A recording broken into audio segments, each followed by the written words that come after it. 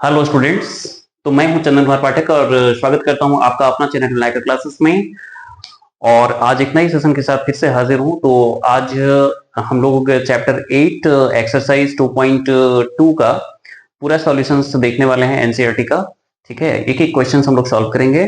और हमने अपने पिछले वीडियो में इसका एक्सरसाइज 1.1 का सारा क्वेश्चन सॉल्यूशंस कराया है, तो अगर आपने नहीं देखा है तो उस वीडियो को जाके देख सकते हैं।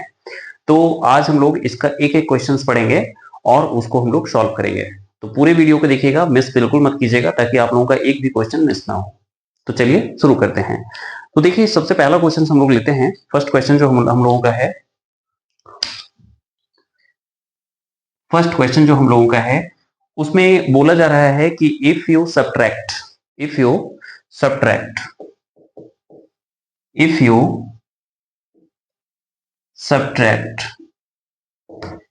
You subtract half from a number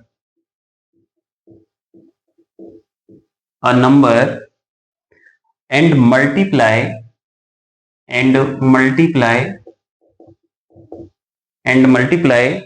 the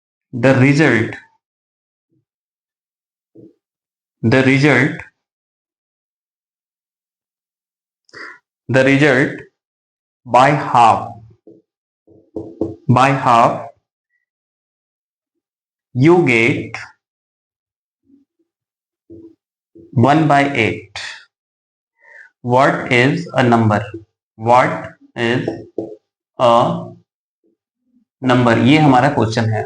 ठीक है, तो क्वेश्चंस को हम लोग बहुत ही अच्छे से समझते हैं। पहले इसमें बोला ये जा रहा है कि if you subtract half from a number, means अगर आप किसी भी नंबर में हाफ सब्ट्रैक्ट करते हैं, 1/2 सब्ट्रैक्ट करते हैं, और जो आपको रिजल्ट मिलता है अगर उसको आप मल्टीप्लाई करते हैं फिर हाफ से, तो आपको मिलेगा 1/8, है ना। तो वो नंबर क्या है? बहुत ही आसान क्वेश्चन है। देखिए, करना क्या है, इसमें सबसे पहला सॉल्यूशंस में सबसे पहली चीज जो ध्यान देंगे वो ये है, इसमें हम लोग कंडीशन 1 को देखते हैं। सबसे पहले हम लोग कंडीशन 1 को देखेंगे, जो कि क्वेश्चन में इंडिकेट है। कह रहा है कि if you subtract half from a number, तो आपको क्या करना है, यहां पे नंबर को आपको मान लेना है x, यानी कि आप नंबर को कुछ भी मान सकते हैं, x y z एनीथिंग। मैंने यहाँ पे x मान लिया है। ठीक है, अब आगे क्या बोला जा रहा है कि if you subtract from a number, तो कंडीशन 1 में हम क्या करेंगे, इस जो x को माने उसमें हाफ को हम सब्ट्रैक्ट कर देंगे। ठीक है, क्वेश्चन में मुझे यही बोला जा रहा है। तो मैंने x लिया और x में हाफ को सब्ट्रैक्ट किया। चलिए, तो ये तो मेरा कंडीशन 1 हुआ। अब कंडीशन 2 में मेरा क्या है, कंडीशन 2 को आप देख सकते हैं। कंडीशन 2 में ये बताया जा रहा है कि and multiply the result by half, यानी जो आपको रिजल्ट मिला उसको आप हाफ से मल्टीप्लाई करेंगे। तो जो रिजल्ट मुझे मिला था वो था x माइनस हाफ, और इसको आपने हाफ से मल्टीप्लाई किया, मीन्स 1/2 से मल्टीप्लाई किया। ठीक है, तो जो रिजल्ट आपको मिला वो मिला 1/8। ये क्लियर हो गया? ये हमारा पूरा सेटअप है क्वेश्चंस का, है ना। तो अब आगे हम लोग क्या करेंगे, इसको करेंगे सॉल्व। तो अगर हम इसको सॉल्व करते हैं तो 1 को x से मल्टीप्लाई किए तो x हो गया, बाय 2 हो गया। फिर इधर मल्टीप्लाई किए तो 1 को 1 से किया, 1 हुआ, और 2 को 2 से किया, 4 हो गया। उसके बाद फिर आता है 1/8। अब ये x/2 आ गया, ये 1/4 अगर उधर लेके जाते हैं तो ये प्लस में आ जाएगा, प्लस 1/4। ठीक है, देन x/2 इक्वल्स टू, ये एलसीएम इसका लेते हैं तो 8 होता है, और यहां पे हो जाता है 1 एंड यहां आ जाता है 2। इसका मतलब हो गया कि ये x/2 equals to 3/8।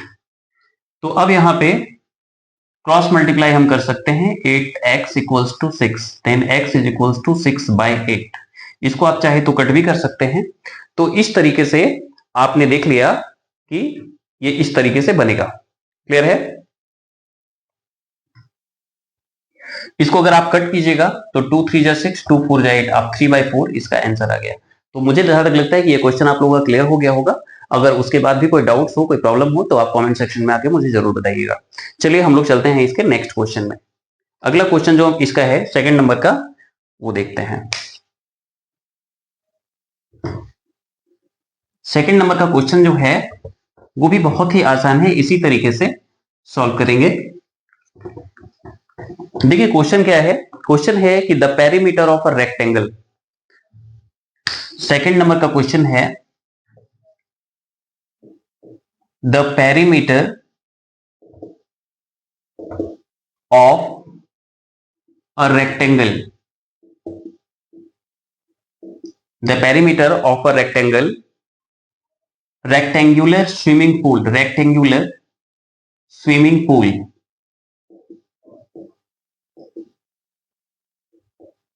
rectangular swimming pool is 154 meter. Its length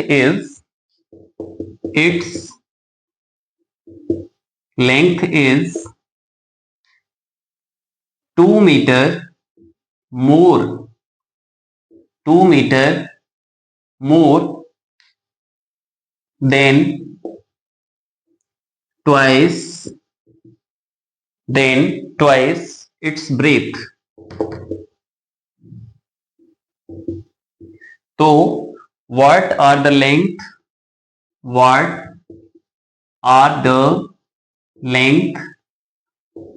and breadth of breadth of the pool। तो ये क्वेश्चन है ना। इस क्वेश्चन को भी हम लोग बहुत ही अच्छे से समझते हैं। तो देखिए यहाँ पे कह क्या रहा है, कह रहा है कि perimeter of rectangular swimming pool, यानी एक रेक्टेंगल के शेप का स्विमिंग पूल है। चलिए एक यहाँ पे हम लोग रेक्टेंगल के शेप का स्विमिंग पूल बना लेते हैं। तो ये जो है ये रेक्टेंगल है, ये इसका लेंथ है और ये इसका ब्रेथ है, ठीक है। तो ये हमने एक रेक्टेंगुलर शेप का स्विमिंग पूल बना लिया। अब क्वेश्चन में बोला जा रहा है कि इसका जो पेरीमीटर है, पेरीमीटर मतलब तो आप लोग जानते होंगे, मींस बाउंड्री का टोटल लेंथ जो इसका है वो है 154 मीटर, ठीक है, ये दिया हुआ है। फिर आगे बोल रहा है कि its length is 2 metre more than twice its breadth. यानी यहां पे हम लोग क्या करेंगे, यहां पे हम लोग ब्रेथ को x मान लेंगे, ब्रेथ को हम यहां पे x मान लेंगे, ठीक है। अब लेंथ मेरा क्या होगा, लेंथ जो मेरा है बोल रहा है क्वेश्चन में कि its length is 2 metre more than twice its breadth. Twice का मतलब होता है 2 गुना, यानी कि हमने ब्रेथ को x माना है तो इसका 2 गुना 2x हो जाएगा, और 2 ज्यादा भी है, 2 मोर है, तो इसमें 2 क्या होगा, प्लस हो जाएगा। तो ये हमारा लेंथ हो गया और ये हमारा ब्रेथ हो गया, ठीक है। और क्या हमारे पास है, तो और हमारे पास पेरीमीटर भी है, पेरीमीटर भी है। पेरीमीटर कितना है, तो 154 मीटर है पेरीमीटर, क्लियर है। अब हमको यहां करना क्या है, पेरीमीटर का फॉर्मूला प्रयोग करना है। तो फॉर्मूला क्या होता है, 2 इंटू लेंथ प्लस ब्रेथ, ये फॉर्मूला होता है रेक्टेंगल का पेरीमीटर का। अब यहां पे हम ये वैल्यू लिख दिए, यहां पे हम क्या करेंगे, लेंथ और ब्रेथ का वैल्यू पुट करेंगे। तो मेरा लेंथ जो है वो ये है और ब्रेथ ये है, तो 2 इंटू यहाँ पे लेंथ जो था 2x प्लस 2 हमने पुट कर दिया, और ब्रेथ की जगह पे मैं x पुट कर दिया, 154 मीटर आ गया। अब इसको सॉल्व करते हैं, तो 2 इंटू 2x और x, आप देख सकते हैं 2x और x अगर हम ऐड करेंगे तो ये 3x हो जाएगा और प्लस 2 हो जाएगा, इक्वल्स टू 154 मीटर। अब ये 2 इधर मल्टीपल के फॉर्म में है, तो अगर उसको उधर लेके जाते हैं तो ये डिवाइड के फॉर्म में हो जाएगा। Then 3x plus 2 equals to 154 divided by 2, इसको कट करते हैं तो 2 7 जा 14, 1 2 7 जा 14, यानी 77 आ गया। अब हम लोग आगे जो है 3x प्लस 2 इक्वल्स टू 77 आ गया, तो 3x इक्वल्स टू हो जाएगा 77 माइनस 2, तो 3x इज इक्वल्स टू 75 आ गया। Then x is equal to 75 by 3, 3 2 जा 6, 1 3 5 जा 15। तो आप देख सकते हैं x का जो वैल्यू आ गया वो 75 मीटर का आ गया। इसका मतलब है कि जो मेरा ब्रेथ है, जो मेरा ब्रेथ है वो आ गया 25 मीटर। और लेंथ जो था वो था 2x प्लस 2, यानी यहाँ पे 2 इंटू हम x का वैल्यू लगा देंगे, 25 प्लस 2 हो जाएगा, तो 50 प्लस 2 यानी कि 52 मीटर का इसका लेंथ आ गया। तो ये भी बहुत ही आसान क्वेश्चंस था। और तो ये दो क्वेश्चंस हमने बताया बहुत ही इजी तरीके से। अगर आप लोगों को अच्छा लगा हो, समझ में आया हो, मेरी वीडियो अच्छी लगी, तो प्लीज आप लोग मेरी वीडियो को जरूर से जरूर सब्सक्राइब कीजिएगा, शेयर कीजिएगा, है ना, ताकि ज्यादा से ज्यादा बच्चों तक मेरी वीडियो जा सके। नेक्स्ट क्वेश्चन में हम लोग चलते हैं। थर्ड नंबर का जो क्वेश्चन है,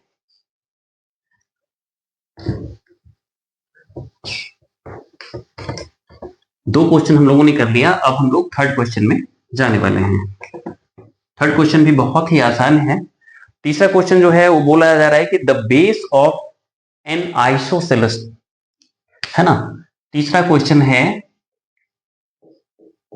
the base of an isosceles, the base of an isosceles triangle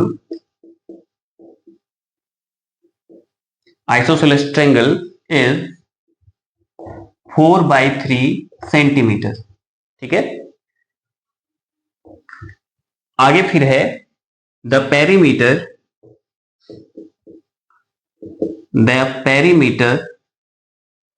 of a triangle is 4 whole 2/15 meter centimeter. What is the length?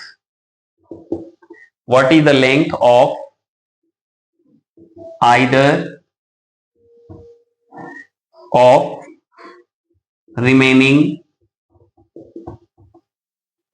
side?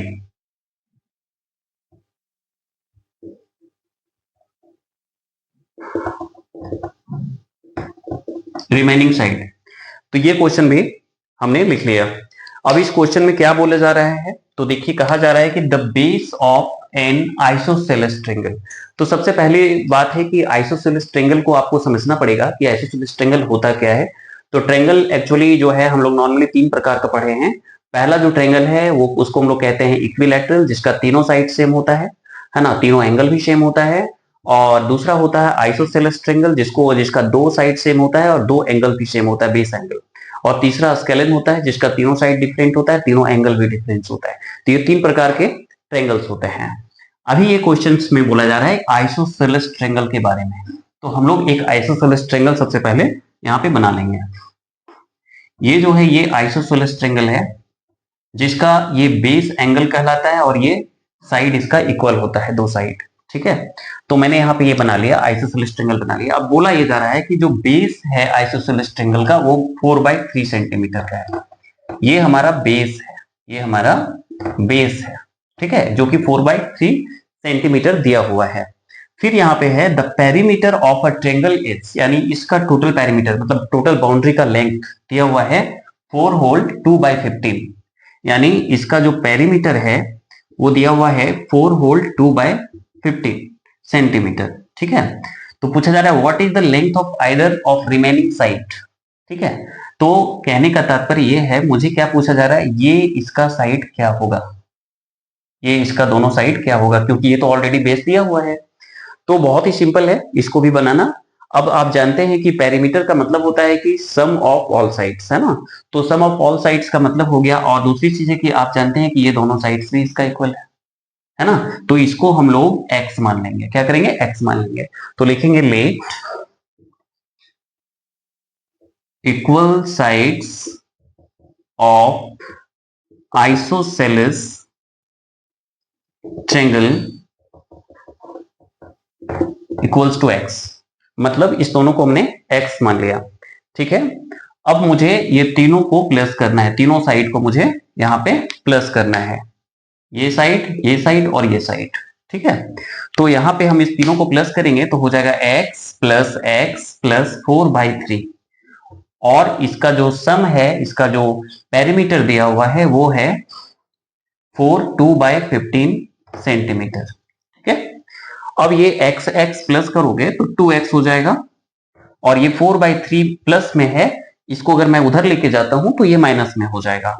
तो 15 4 जा 60 और 60 और 2 62/15 है, ये 4/3 इधर आएगा तो माइनस में आ जाएगा। ठीक है। अब ये 2x हो गया, इसका एलसीएम अगर मैं लेता हूं तो ये 15 होगा और ये 62 और इधर 3 5 जा 15 देन 5 4 जा यहाँ पे आ गया 20। अब इसको मैं माइनस करता हूं तो 2 - 0 = 2, 6 - 2 = 4 एंड 15। आप इसको कट भी कर सकते हैं, 3 से कट जाएगा, 3 5 जा 15 एंड 3 1 जा 3, 3 4 जा 12। तो यहाँ पे मेरा आ गया 14/5 सेंटीमीटर, 14/5 सेंटीमीटर।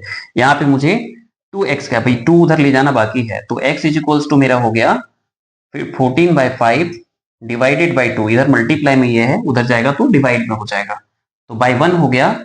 अब मैं इसको रेसिप्रोकल में बदल देता हूं तो आ जाएगा 1/2, 2 7 जा 14। तो आप देख सकते हैं 7/5 सेंटीमीटर मेरा आ गया x का वैल्यू, यही हो जाएगा आंसर। यानी अदर जो 2 साइड्स इसका है जिसको मैंने x मान रखा है वो मेरा हो जाएगा 7/5 सेंटीमीटर। ये दोनों सेम होता है, अगर इसको आप मिक्स में चेंज करोगे तो 5 1 जा 5 2 7 सेंटीमीटर, यानी 1 होल 2/5 सेंटीमीटर। तो ये भी क्वेश्चन आप लोगों का क्लियर हो गया होगा। अगर कोई भी डाउट हो, कोई भी दिक्कत हो, कहीं भी कोई असमंजस स्थिति में फंसे या समझ में नहीं आया हो तो आप लोग कमेंट सेक्शन में जरूर बताइएगा। ये बात मैं बार बार इसलिए बोलता हूं ताकि मुझे ये लगता है कि आप लोग को कहीं कंफ्यूजन ना हो। ठीक है। तो इसलिए जो है आप लोग प्लीज इस कोई भी प्रॉब्लम हो तो आप लोग कमेंट सेक्शन में बिल्कुल जरूर लिखिएगा। ठीक है। चलते हैं हम लोग अगले क्वेश्चन में, फोर्थ क्वेश्चन में। चौथा नंबर का जो क्वेश्चन है वो भी इसी तरीके से आसानी से बनेगा, वो भी मैं आप लोगों को बताता हूं। चौथा नंबर का क्वेश्चन में क्या बोला जा रहा है, बोला जा रहा है sum of two numbers, sum of two numbers, sum of two numbers be 95, यानी दो नंबरों का सम जो है वो 95 है। If one exceeds the other by 15, find the numbers। Question को समझने की जरूरत है। देखिए इसमें कह रहा है कि सम ऑफ टू नंबर्स, यानी दो नंबरों का सम जो है वो 95 है। दो नंबरों को ऐड करने पे 95 होगा। अगर पहला जो नंबर है वो अदर नंबर से 15 जो है वो एक्सीड्स का मतलब ज्यादा है। ठीक है। तो वो नंबर क्या होगा, करना क्या है, तो हम लोग इसमें क्या करेंगे, let number equals to x, यानी फर्स्ट नंबर को हमने इसमें x मान लिया। तो अदर नंबर क्या होगा, देयरफॉर अदर नंबर क्या होगा, अदर नंबर जो है बोल रहा है कि 15 एक्सीड्स, यानी 15 ज्यादा है। क्लियर है। तो मुझे क्या करना है, इसमें 15 प्लस कर देना, यानी x + 15 हो जाएगा दूसरा नंबर। क्लियर हो गया। अब दोनों का सम, क्वेश्चन में है दोनों का सम का मतलब ऐड, तो यहाँ पे हमको दोनों का सम करना है, यानी x + 15 का मैंने सम कर दिया और जो दोनों का वैल्यू है, देखिए सम ऑफ टू नंबर्स b 95 यहाँ लिखा हुआ है, तो यहां हम 95 पुट कर देंगे। कितना ही आसान है, बहुत ही आसान है, इजीली आप लोग बना सकते हैं। अब यहाँ पे x और x प्लस हो जाएगा तो 2x हो जाएगा, प्लस 15 = 95, देन 2x = 95 और ये 15 उधर जाएगा तो 2x = हो जाएगा 0 एंड 9 80, x = 80/2 40। देखिए आप बहुत ही इजीली आंसर आ गया। यानी फर्स्ट नंबर जो x जिसको हमने माना था उसका वैल्यू आया 40 और जो दूसरा नंबर होगा, अदर नंबर जो मेरा होगा वो होगा x + 15 था ना, तो हो जाएगा 40 + 15, यानी आंसर आ जाएगा 55। बहुत ही आसान था, समझ में आ गया होगा। चलिए नेक्स्ट क्वेश्चन में हम लोग चलेंगे। अगला क्वेश्चन भी कुछ इसी टाइप का क्वेश्चन है, बहुत ही आसान है।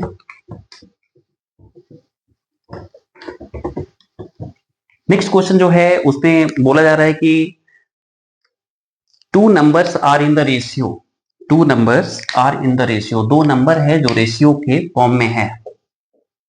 Two numbers are in the ratio, two numbers are in the ratio 5:3, 5:3, ठीक है, 5:3 के फॉर्म में है। If they differ, if they differ by 18, by 18, what are numbers, what are the numbers? Clear हो गया होगा। ये हमारा 5th नंबर का क्वेश्चन है। तो इसमें करना क्या है, क्वेश्चन में बोला जा रहा है कि हमारा दो नंबर है और दोनों रेशियो के फॉर्म में है। इफ दे डिफर, अगर दोनों को डिफरेंस करेंगे तो कितना आएगा, 8 आएगा, है ना। तो वो नंबर्स क्या होगा, बहुत ही आसान है। देखो करना क्या है, सिंपल है। इसमें मुझे रेशियो जो दिया हुआ है उसको हम लोग कुछ मान लेंगे, लिखेंगे लेट नंबर्स आर, ये 5 है ना तो इसको हम लोग 5x मान लेंगे, और ये 3x है तो इसको हम लोग 3 है तो 3x मान लेंगे। क्लियर है, बहुत ही आसानी से बताऊंगा। आप लोग एक एक क्वेश्चंस पूरा वीडियो देखना, एक एक क्वेश्चंस बहुत ही क्लियर हो जाएगा। तो यहाँ पे लेट नंबर, मैंने इसको क्या किया, इसको 5x मान लिया, इसको 3x मान लिया। If they differ by 18, differ का मतलब होता है दोनों में अंतर, है ना, दोनों में डिफरेंस यानी अंतर। तो ये है 5x और ये है 3x, यानी दोनों को हम सब्ट्रैक्ट कर देंगे तो वैल्यू मुझे कितना मिलेगा, 18 मिलेगा। कितना मिलेगा, 18 मिलेगा। अब यहाँ 5x माइनस 3x किए तो 2x हुआ, इधर 18 हुआ, then x is equals to 18/2, 2 9 जा 18। आप देख सकते हैं x का वैल्यू मुझे मिल गया। अब जो मेरा फर्स्ट नंबर जो मैंने लिया था, तो जो फर्स्ट नंबर था वो था 5x, यानी कि 5 इंटू क्या हो जाएगा 9, तो 45 आ गया फर्स्ट नंबर। और दूसरा सेकेंड नंबर जो था वो था 3x, यानी कि 3 इंटू 9 आ गया तो 27। आप देख सकते हैं, आप ये दोनों को सब्ट्रैक्ट करेंगे तो वैल्यू आपका 18 आएगा।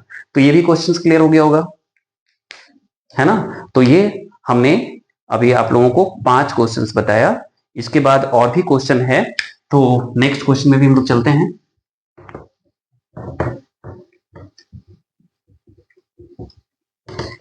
अगला क्वेश्चन भी कुछ इसी टाइप का है, और क्वेश्चन है 3 consecutive 3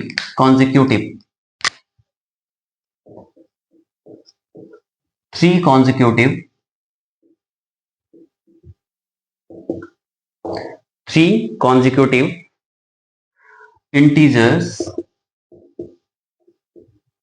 integers add up 51.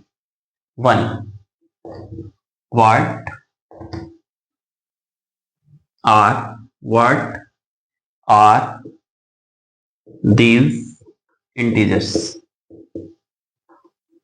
ये हमारा क्वेश्चन है, ठीक है। तो सबसे पहले मैं बता दूं कि ये इसमें एक शब्द आ रहा है मेरे पास, कॉन्जिक्यूटिव। ये कॉन्जिक्यूटिव क्या होता है, तो कॉन्जिक्यूटिव का मतलब होता है कंटिन्यू, यानी लगातार। जब भी ये शब्द आता है कॉन्जिक्यूटिव तो करना क्या है, इसमें 3 फॉर्म है, तीनों मैं बताऊंगा, बट अभी जो है उसको मैं बता देता हूं। कॉन्जिक्यूटिव का मतलब लगातार, तो इसमें आपको क्या करना है, let the 3 consecutive numbers are। तो जब भी कॉन्जिक्यूटिव की बात करें तो पहला नंबर आपको x लेना है, दूसरा में 1 + x + 1 होगा, और तीसरा में x + 2 होगा। इस तरीके से हम लोग कॉन्जिक्यूटिव नंबर्स को मानेंगे, ठीक है। अब बोल रहा है तीनों को प्लस करने पे कितना हो रहा है, 51। तो हम यहाँ पे तीनों को प्लस करेंगे। पहला मेरा x है, फिर मेरा x + 1 है, और फिर मेरा x + 2 है। ये तीनों को हम प्लस किए तो कितना हुआ, 51 हुआ। क्लियर। अब यहाँ पे हम देखिए, यहाँ पे x x x तो 3x हो जाएगा ना, और यहाँ पे 2 + 1 3 हो गया, देन 51, ये 3 उधर जाता है तो 3x इक्वल्स टू 51 माइनस 3, तो x इज इक्वल्स टू आपका हो जाएगा, अगर इसको इसमें माइनस करिएगा तो 48/3, 3 1 जा 3, 1 3 9 जा 18, तो आपका आया 3 6 जा 18, सॉरी, तो यहाँ पे आ गया 16 सेंटीमीटर आपका वैल्यू आया। आप देख सकते हैं 16 आ गया। ठीक है, इसका मतलब x का वैल्यू 16 आ गया जो हमने यहाँ पे लिया था, तो x का वैल्यू मेरा 16 आ गया। दूसरा है x प्लस 1, तो यहाँ पे 16 प्लस 1 हो गया यानी 17, और तीसरा x प्लस 2 इक्वल्स टू यानी 16 प्लस 2 18, तो ये 3 वैल्यू मुझे मिला 16, 17 और 18, यही हमारा आंसर होगा। ठीक है, तो इसमें और भी बहुत सारे क्वेश्चंस हैं, तो अभी मैं क्वेश्चन 6 तक आप लोगों को बताया, और इसके बाद जो नेक्स्ट वीडियो में ये क्वेश्चन 6 के बाद का क्वेश्चन आएगा, तो आप लोग नेक्स्ट वीडियो में आगे का क्वेश्चन देखेंगे। मुझे जहां तक लगता है ये जो मैंने 6 क्वेश्चंस बताया वो आप लोगों का पूरा क्लियर हो गया होगा, और इस तरीके से मैं आप लोगों के लिए हमेशा वीडियो लेके आऊंगा। आप लोगों को अगर मेरी वीडियो अच्छी लगे तो आप मेरी वीडियो को सब्सक्राइब करें, शेयर करें और बेल आइकन को दबाएं, ताकि आप लोग ज्यादा से ज्यादा सीख सकें हमारी वीडियो से।